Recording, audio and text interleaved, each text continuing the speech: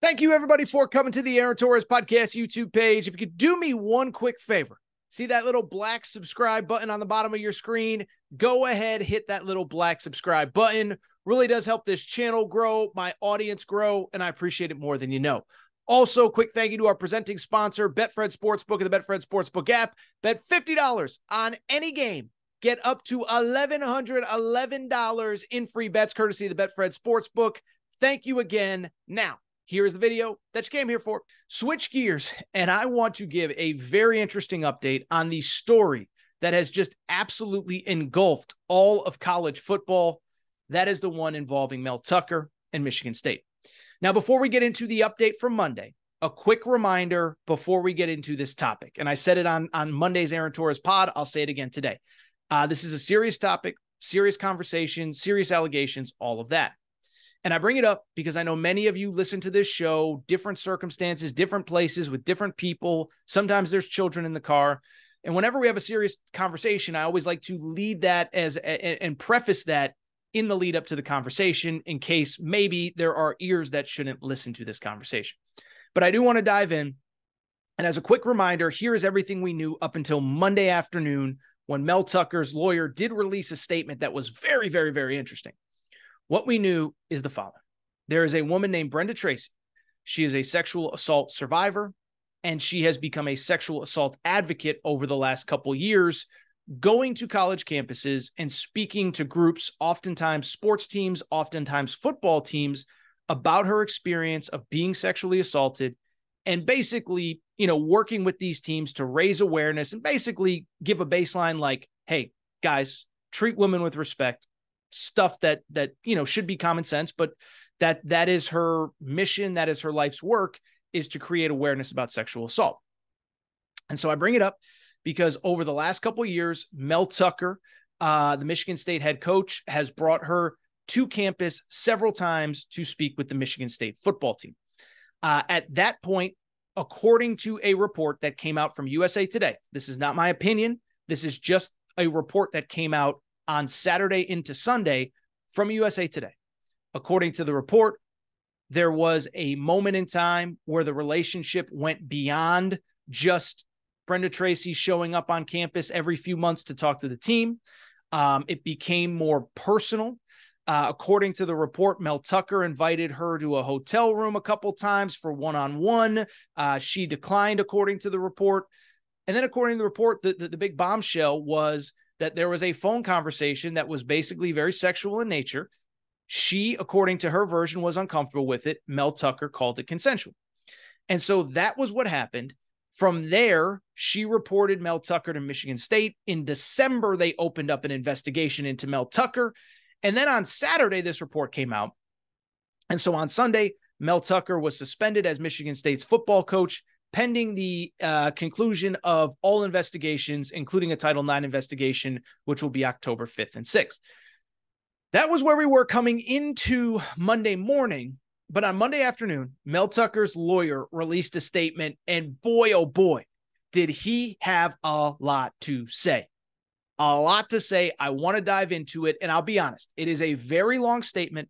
I tried to cut out what I could, but there is so much important information from Mel Tucker's perspective that I'm going to read a lot of it. So bear with me, but I want to give you the perspective on what Mel Tucker's version of events is. This is from Mel Tucker's lawyer. Again, we're going to go for a while here.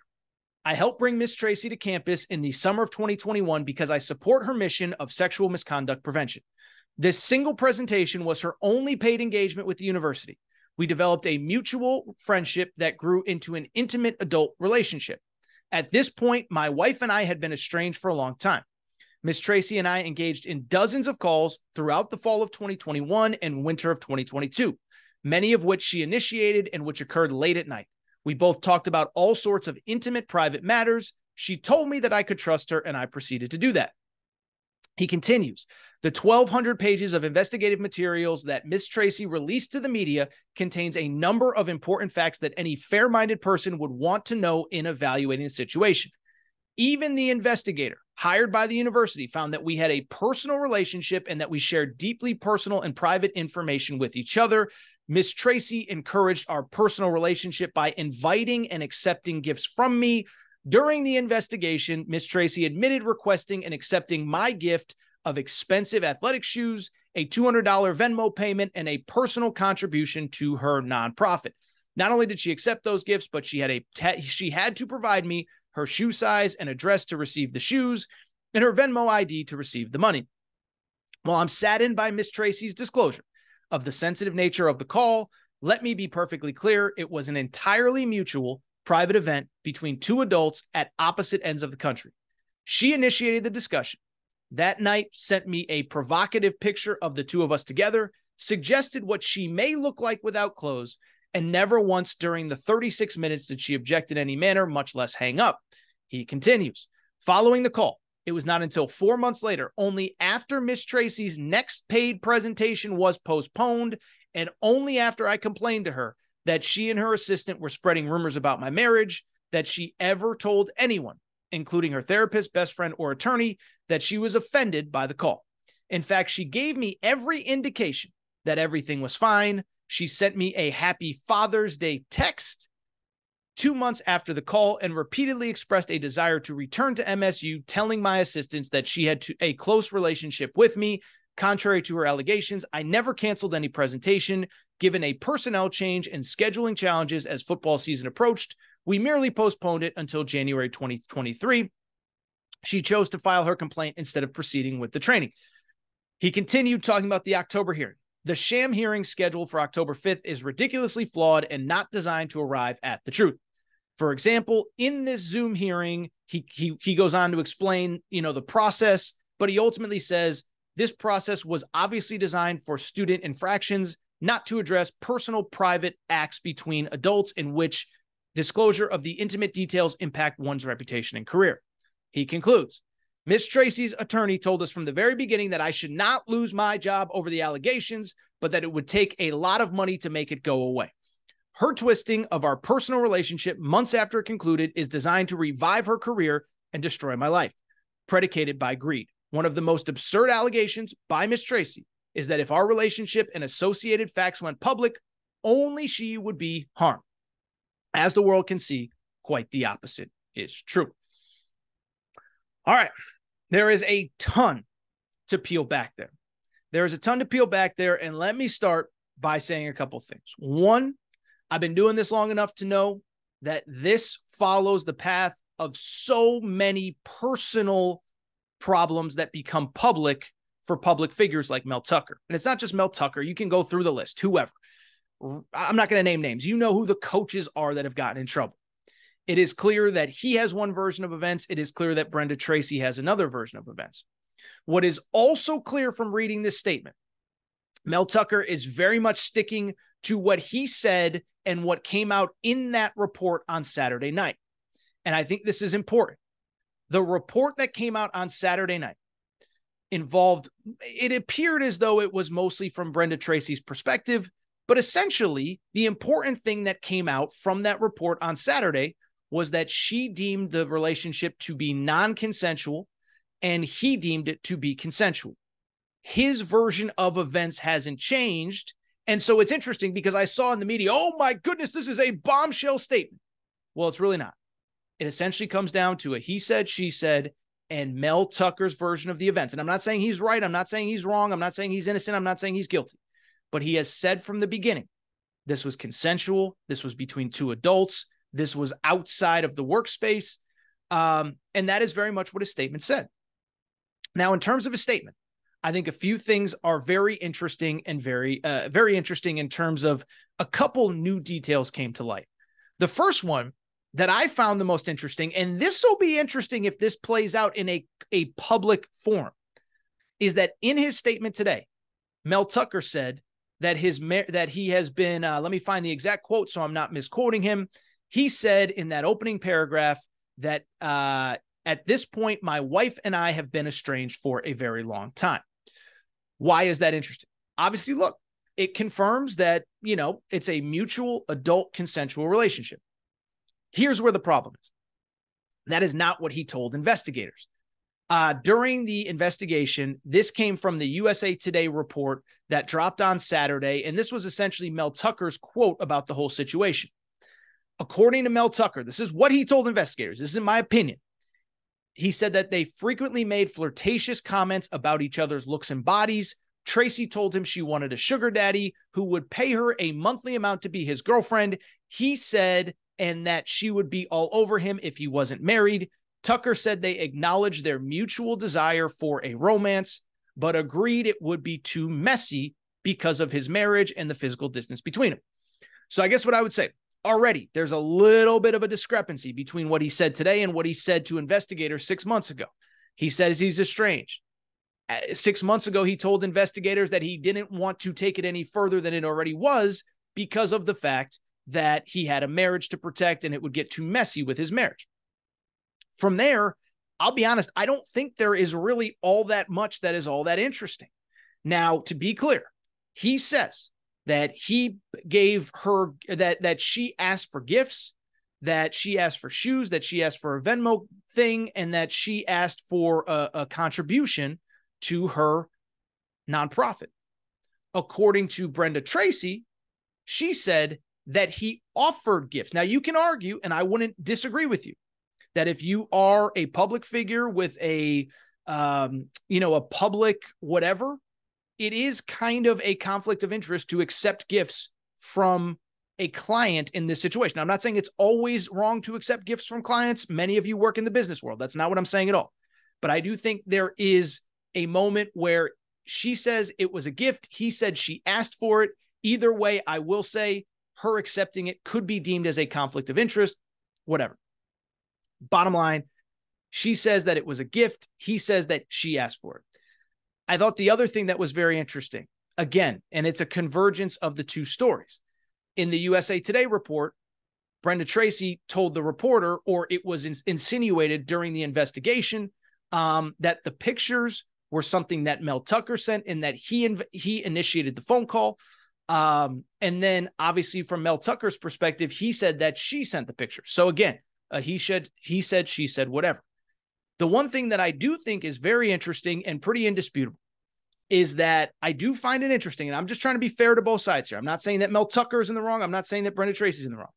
That fact that she was texting him 2 months after this conversation, the fact that she texted him Happy Father's Day, even if it was meant with the best of intentions, I'll just say probably doesn't really look good from her perspective. Really, though, I guess what I would just say, the more that I think about this whole conversation, I'll just be blunt. I try to be fair. I try to be transparent. This is a tough conversation to have. I think they're both in the wrong here based on the facts that we have this second, and I'm always willing to readjust based as we get new information. In terms of why I think Brenda Tracy's wrong, listen, whether it was consensual or not, it was clear that the relationship between a client and her went beyond the scope of, the work relationship. If Mel Tucker is telling the truth, according to him, they had multiple phone calls, half an hour at a time. 36 minutes was the phone call that is alleged to have, involved the sexual misconduct, if you will. Probably not the best look for Brenda Tracy. Obviously, I don't think it's a great look for her at all. Now, from Mel Tucker's perspective, I'll just say this. Listen, I understand that he is trying to proclaim his innocence. He is trying to proclaim that it was consensual. And again, I saw a lot of people on social media, oh, she's trying to frame him. She's trying to set him up. She's trying to extort him. I still go back to what I said on Monday's show. The bottom line is, even if it was consensual, why are you doing this, Mel Tucker? And then I think beyond that, it speaks to something else that I said. It's a bad look for you, given all of the context. And I know what everyone's going to say. It's consensual. It's adults. It's this. It's that. Torres, stay out of their personal business. I totally get that. I totally get where you're coming from on that. At the same time, what cannot be denied, you are at least publicly married. Maybe you're estranged. Maybe your wife has moved out or you've moved out and you live in the office, whatever it is. But you are the face of a university. You are the face of a university that has had issues with sexual situations in the past, most notably Larry Nassar. And you are bringing this woman to campus to tell your players to respect women. Well, as of 6 months ago, when you talked to investigators, you were publicly married. You were publicly involved with your wife because you told the investigators that it would make that things would be too messy if you continue the relationship because of your marriage. So you can sit here and say that it was consensual, that it was this, that it was that. It still doesn't make you look good, especially given why she was on campus and the fact that you're supposed to be a leader of men. If you bring in this woman to talk about respect for women and then you develop a consensual relationship on the side, it's still a bad look. And so I'm sorry. I don't have that much sympathy for Mel Tucker because he had a $90 million guaranteed contract. You're allowed to have a relationship with outside of work, but you got to be smarter on who it's with and all that good stuff. You just have to be, and you have to be aware that there are so many ways in which your contract can be voided for conduct that is detrimental to the university. And I still think this is going to fall under that. Now, that'll be the interesting thing going forward, because to me, why I believe that Mel Tucker released this statement is for two simple reasons. One, it's clear that he is going to fight this with the university. I'm not a legal expert. I don't know if he has a case. I did talk to a lawyer, a law person. I wouldn't call him a lawyer, like goes to court lawyer. But I did talk to him on Sunday when all this broke. And he said, dude, just keep in mind, this is a little bit of a different case. This isn't Bobby Petrino with one of his subordinates. This is a woman that does not work for the university. No crime has been committed. And it's going to be complicated in terms of voiding Mel Tucker's contract. So to me, I think what's clear is that he is going to fight tooth and nail for every dollar in that contract. And I think most importantly, and he has a right to, because no one's accused him of a crime, he's trying to fight for his good name. He's trying to fight and say that this was consensual. He's trying to fight to keep his career so that even if Michigan State never brings him back, and I don't think they ever will, I think he's done coaching ever again at Michigan State. I think what he wants to do is set it up. It was a consensual relationship. I made a mistake. I shouldn't have engaged in a relationship with this woman. And that may be true. But that allows him to put himself in position to get another head coaching job soon, or at least stay in the business and eventually work his way back up. But overall, what I see in this is a complicated, messy situation. Like I said from the beginning, you have two people with big time careers, right? Brenda Tracy, I think from her perspective, it appears as though, just my perspective, that she feels like if an intimate relationship ever got public, it would ruin her credibility because Mel Tucker and Michigan State were clients of hers. And I think what is also obviously clear, Mel Tucker is trying to clear his name, trying to say, look, it was intimate, it was consensual, it was whatever. And so that's that. I think what's obvious is it will all play out publicly. I think we will get some more details. It feels like, by the way, a lot of the stuff. Now, if you read the USA Today report, a lot of the texts have been deleted between the two, but it feels like a lot of this stuff will become public one way or another. Who initiated the picture? Who initiated the conversation? How long were the conversations? All of that other stuff. Mel Tucker claims that, he postponed her appearance strictly because of scheduling issues. These feel like things that electronically will be figured out. But again, it's just a messy situation for both sides. I do think Mel Tucker comes out looking a little bit better, but I will also say, I do think the reality of the situation is that it is a complicated deal.